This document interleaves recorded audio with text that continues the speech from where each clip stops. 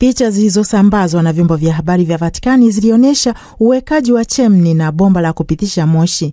Ni zoezi lililofanyika asubuhi ya tarehe 2 ya Mei 2025.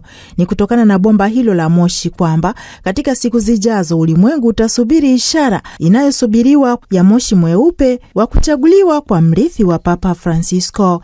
Chemni iliyounganishwa na majiko mawili ndani ya kikanisa ni mahali ambapo moshi utatokea, ule mweusi kuelezea kwamba bado haijafikia idadi ya takwimu za kura zinazopaswa za theluthi 2, na moshi mweupe kwa kuashiria ukamilifu wa uchaguzi. Kura 4 zimepangwa kufanyika kwa siku 2 ya asubuhi na 2 ya alasiri, na baada ya kura 33 au 34 kwa hali yoyote kutakuwa na moja kwa moja na duru ya pili ya lazima kati ya makardinali wawili waliopata kura nyingi zaidi katika kura ya mwisho.